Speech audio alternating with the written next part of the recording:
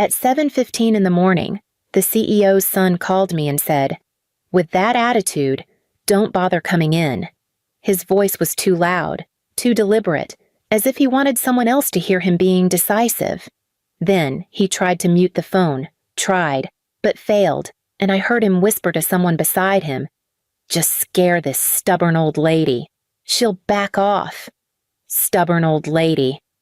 That was how my 12 years of work were being summarized. I sat there on the edge of my bed, holding the phone a few inches from my ear. My name is Rachel Whitmore, and I had been running the operational backbone of Whitmore Automotive in Austin for more than a decade. I trained half the managers.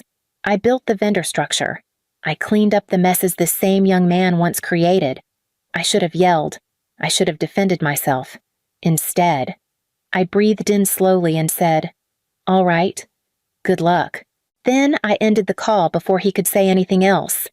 For a moment, the silence pressed against my chest. I felt the sting of humiliation, the anger trying to break through, the disbelief that someone half my age, someone I used to fix problems for, thought he could frighten me into obedience. I did not crumble. I did not cry. I just stared at the phone and let the words settle. And then, 4 hours later, at 11:47 in the morning, I signed a contract as Chief Operating Officer for Rivas Auto Group, the largest competitor in the Austin region. My hand didn't shake when I put my name on the line. Their executive team sat across the table watching me as if they already knew how the day had started for me. When the pen clicked shut, a strange calm filled my body. Not triumph, not revenge, just clarity. What happened between 7:15 and 11:47 was not an accident. It was a reveal of who they were, and of who I had always been. I closed the folder, stood up, and prepared to explain how the morning had truly begun. I drove to the dealership anyway.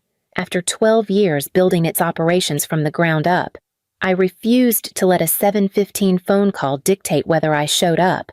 I walked through the side entrance, past the service hallway I used to reorganize myself, and straight toward the conference room. No one greeted me. No one even looked up. That alone told me everything was about to shift. Inside, the CEO's son, Brandon, sat at the head of the table like he had earned the seat. To his right was Mara from Human Resources, a woman who used to ask me for help with quarterly reports. To his left sat a man I had only seen twice before their attorney, poised with a thin folder as if the decision had been made long before I arrived. Brandon didn't offer a hello. He just tapped the chair across from him. "Sit. We need to address some concerns." I kept my face calm. "Concerns that came up before or after your call this morning." Mara cut in quickly, her voice stiff. "Rachel, we've received feedback that your leadership style has become rigid." Rigid, I repeated, more out of disbelief than anger. The attorney slid the folder forward. "There are additional notes about negative behavior, dismissive tone, and undermining innovation." Brandon leaned back, arms crossed. "This place moves fast. We need people who adapt. People who aren't stuck in old patterns. Old patterns." The phrase hung between us. A slicker version of stubborn old lady. I looked directly at him. So now protecting the company from reckless decisions is being labeled negative. He shrugged. "The team feels constrained. You shut ideas down. You slow progress. You don't move at modern speed." Modern speed. Another polite insult meant to sound professional. I glanced at the attorney's folder, already prepared, already waiting for a signature. This wasn't feedback. This wasn't a conversation. This was a performance staged for a conclusion they had already written. Their desperation to paint me as the problem was suddenly louder than any accusation in the room. I folded my hands on the table and kept my voice steady. "If you're accusing me of something, then name it. Give me one concrete example." Mara shifted uncomfortably. "Rachel, the feedback is confidential." "Convenient." I said, "So I'm supposed to defend myself against ghosts." The attorney cleared his throat, trying to play mediator. This is simply the collective sentiment. No. I cut in. This is the aftermath of last week's meeting, when I refused to sign off on Brandon's expansion plan. Brandon's jaw tightened. For the first time that morning, the veneer slipped. I leaned forward. You pitched opening 3 new locations with no demographic research, no vendor support, and no financial modeling. You wanted it approved because your father was watching and you needed a win. Mara's eyes darted toward him. Surprised? Brandon snapped. You killed momentum. Rachel. There it is, I said quietly. The real reason. You embarrassed me in front of the board. He fired back. You talk like you know better than everyone. I talked like someone who has spent 12 years protecting the company from decisions that cost money instead of making it. I kept my gaze locked on him. I told the truth because it was the responsible thing to do. He scoffed. Responsible? You stalled innovation. Brandon, I said, your plan would have burned through over $2 million before the first door even opened, and you know it. His face flushed. You never support my ideas. You bring ideas, I replied, but not structure, not data, not risk assessments. And when someone asks for those things, you call it negativity. Mara tried again, her voice thin. We are simply responding to team concerns. No, I said. You are responding to his pride. Silence landed hard. Even the attorney looked away for a moment. Brandon leaned forward, eyes cold. We can't grow with someone who refuses to get on board. I let the words settle. The firing wasn't about leadership, or tone, or attitude. It was about ego his, and how dangerous it felt to him when someone older, steadier, and unafraid to challenge him refused to play along. The attorney finally opened the thin folder. Rachel, the company is willing to offer 4 weeks of severance. In exchange, he tapped the final page. You agree to a non-disclosure clause. No public statements. No discussions with vendors or staff. No mention of internal decisions. 4 weeks? After 12 years. Mara slid a pen toward me. This is a fair offer. It allows everyone to move on cleanly. I pushed the pen back. I'm not signing anything I haven't reviewed with my attorney. Brandon clicked his tongue. Rachel, this doesn't need to turn into a spectacle. Just sign, take the package, and go. We are trying to give you a dignified exit. A dignified exit, I repeated.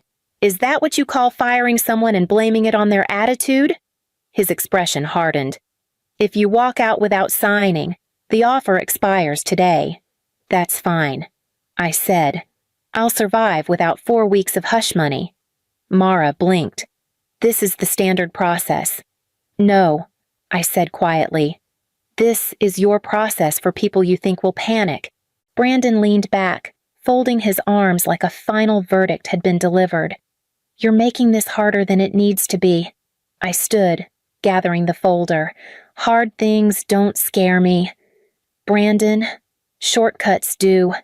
He muttered something under his breath, something about older employees never knowing when to step aside, but I didn't give him the satisfaction of reacting. I walked out of the conference room with each step heavier than the last. The moment the door closed behind me, the adrenaline drained, leaving a thin ache under my ribs. By the time I reached my car, my hands were trembling. I gripped the steering wheel until my knuckles stiffened, forcing myself to breathe. 12 years of loyalty. 12 years of late nights, last-minute crises, and saving them from mistakes they never admitted making. And the minute I stood between Brandon and his ego, I became disposable. I let the folder rest on the passenger seat. The betrayal hurt deeper than I wanted to admit, but the pain did not break me. It sharpened something instead, something steady and unwilling to bow. They expected fear. What they got was resolve. I sat in the driver's seat with the folder still beside me, my pulse thudding in my ears.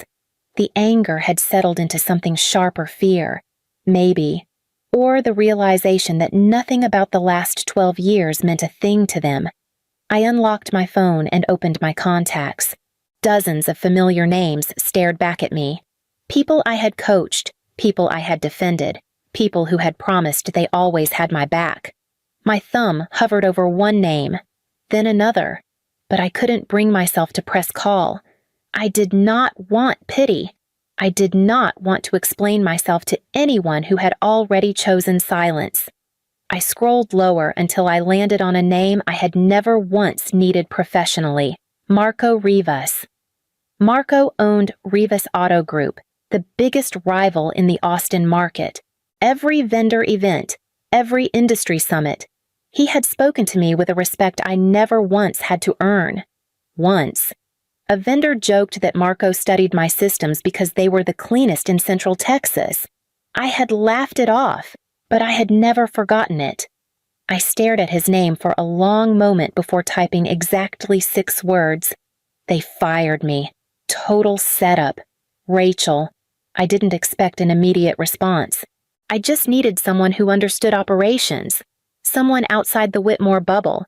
Someone who wouldn't tell me to calm down or take a week off. My phone pinged almost instantly. Come by now. 2 words. No questions.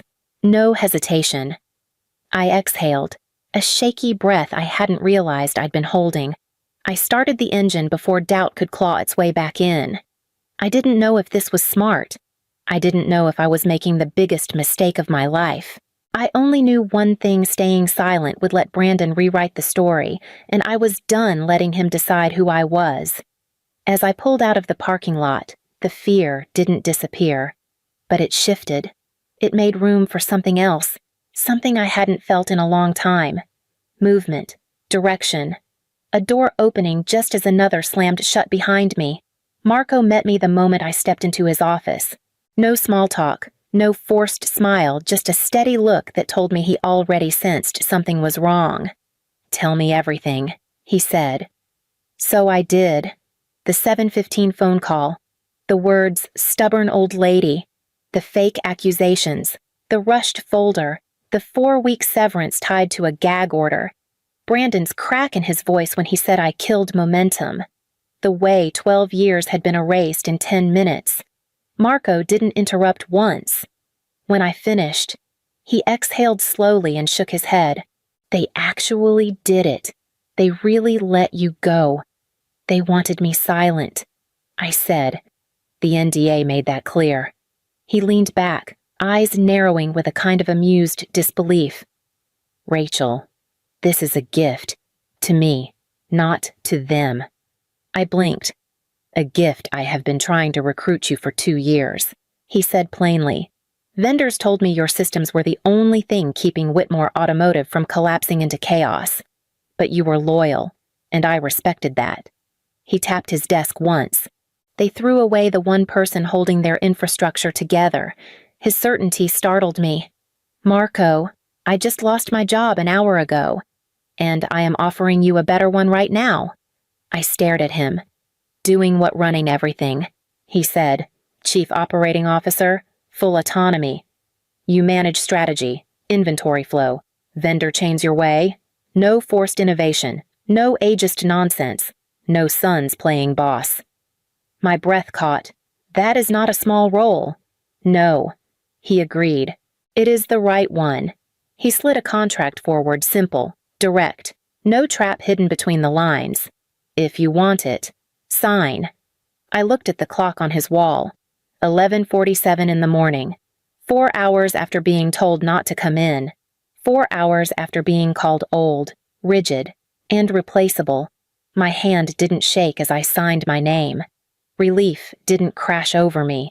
It settled quiet, controlled, firm. For the first time in years, I felt the ground shift under me, not against me. I wasn't trapped under small minds anymore. I wasn't begging to be understood. I was stepping into a position built for someone who knew what she was doing. My new keycard had barely cooled in my hand when the first call came in. It was Decker, one of the highest volume import vendors in Central Texas. He didn't bother with a greeting. "Rachel, tell me where you are now." "Rivas Auto Group," I said. "Good," he answered. I am terminating with Whitmore by the end of the day. Decker. You do not have to, I do. He cut in. I worked with you. Not them. The call ended without ceremony. 10 minutes later, another vendor called, then another. By early afternoon, 3 clients who used to demand my attention at Whitmore had emailed Marco directly, saying they wanted their next purchases processed through me. One of them ordered a fleet renewal every year. Another spent over $200,000 annually on high-end models. Marco stepped into my doorway, eyebrows raised. Do you know you have an entire vendor chain calling my front desk asking if you're really here? I didn't ask them to. I said, I know. He replied, that is what makes it so valuable. By late afternoon, I heard a knock on my office door. I looked up to find Tanya and Luis, 2 of Whitmore's strongest closers, standing there with their resignation papers still in their hands. You left, Tanya said, and everything fell apart. Luis nodded. Inventory is a mess. Brandon keeps calling vendors we never worked with. Nobody can find anything. He yelled at a junior tech for asking where the keys were. They both asked if we were hiring. Marco hired them before the hour was over. That night, I opened a new spreadsheet on my laptop. 1 column for clients who had followed me, 1 for vendors, 1 for staff, another for estimated revenue shifted away from Whitmore. I wasn't tracking out of spite. I was tracking reality proof of what actually held that company together. Every name I typed made the picture clearer. Whitmore Automotive hadn't just fired an employee. They had removed the structure holding their house upright, and the cracks were already spreading. 2 weeks into my new role at Rivas Auto Group, an email slid into my inbox with a subject line that stopped me cold. Private inquiry, temporary consulting request. It was from Mara, Whitmore Automotive's human resources chief. The body of the message was short. A few weeks of guidance. No public statement required. Flexible rate. Not a single acknowledgement of what they had done. Just a quiet attempt to patch the holes now flooding their ship. I didn't reply. By the next morning, the calls began. Not to me directly. Marco forwarded them with raised eyebrows. Decker, the import vendor, reported unusual confusion on Whitmore's end. A finance partner mentioned that quarterly projections looked inconsistent. A bank representative left a message asking if I had insight into the sudden drop in numbers. I hadn't worked there in days, but the consequences of pushing me out were landing faster than they could hide them. That afternoon, my cell phone lit up. Brandon Whitmore. I let it ring until it almost stopped, then answered. His voice came through thin, stretched tight. Rachel, thank you for picking up. I didn't respond. He cleared his throat. Look, I will be honest. Things have been challenging. There have been issues with vendors, and the banks are asking questions. The team is overwhelmed. I think we both know the last few weeks have not gone smoothly. Still, I said nothing. He rushed on. Maybe we acted too fast. Maybe we misread the situation. I'm willing to make this right. Come back. We can redo your title Senior Vice President, or even Executive Director, higher salary, full control of operations, whatever you need to stabilize things. Brandon, I said quietly, you fired me in front of an attorney, called me rigid, and told me not to bother coming in. He inhaled sharply. That was a mistake. No, I said. It was a decision. Silence. You don't get to ask me to return now. Before he could answer, I ended the call. The phone felt warm in my hand. Not from anger, something steadier. Something that no longer shook under someone else's power. I set it down and went back to work. The days that followed moved with a rhythm I had not felt in years. Instead of dodging egos and smoothing over reckless decisions, I was building something clean, something that finally made sense. I sat with Marco and his department heads every morning, laying out the structure Whitmore had always resisted. Data first. I told them, gut instinct comes after the numbers. Not before. No one argued. No one rolled their eyes. They listened, asked questions, and actually wrote things down. We rebuilt the vendor chain from scratch. Decker helped us streamline imports. The detailing team adjusted turnaround windows. Our parts supplier began offering better terms because, as he put it, you actually track what you order. I trained the new hires myself. Tanya and Luis absorbed everything faster than I expected. "This makes sense," Tanya said one afternoon while reviewing the workflow. "It's like you removed the chaos." "The chaos was never necessary," I replied. By the end of the second month, I launched a loyalty program designed for repeat luxury buyers' quarterly check-ins, early access to specialty models, pre-approved trade evaluations. The team hesitated at first, unsure if customers would respond. Then, the first list of orders rolled in so fast that Marco walked into my office laughing. 30%, he said, holding up the revenue sheet. "We are up 30% in 90 days. I nodded, feeling something warm settle in my chest. Not pride, not revenge, just the quiet satisfaction of work done right. In early spring, an invitation landed on my desk. The Austin Auto Leadership Summit wanted me to speak on operational restructuring. I accepted. The room was full when I stepped onto the stage. Managers, owners, analysts' faces I'd seen for years, some from companies that had once dismissed me, some who had only heard rumors. I didn't use slides. I spoke from the truth. When a woman in operations pushes back, I said, she is called rigid, difficult, old school. But the truth is simpler. Sometimes we are the only ones protecting a business from people who do not understand how it runs. The room went silent, a different kind of silence listening, not judging. 1 year after the morning they tried to erase me, I stood behind a curtain at the Women in Auto Leadership Summit. The crowd outside was larger than I expected. Rows of women from dealerships across Texas, some veteran managers, some barely out of college, all waiting for a story they already knew pieces of. When I stepped onto the stage, the applause felt warm rather than loud. I spoke the way I wished someone had spoken to me years ago, about structure, about boundaries, about the cost of telling the truth in rooms that reward obedience over competence. And I told them the part I once kept quiet. I was called stubborn. I said, hard to work with, old school, negative, all because I refused to sign off on decisions that would have destroyed the business. If that is stubbornness, then I am proud of it. After the session ended, women lined up to speak, but one stayed behind after the rest filtered out. She couldn't have been older than 24. She held her conference badge between her fingers like it weighed something. "They call me hard to work with," she said softly, "because I ask questions." I reached into my bag and pulled out a card. "Then keep asking," I told her. "Stay stubborn for the right things."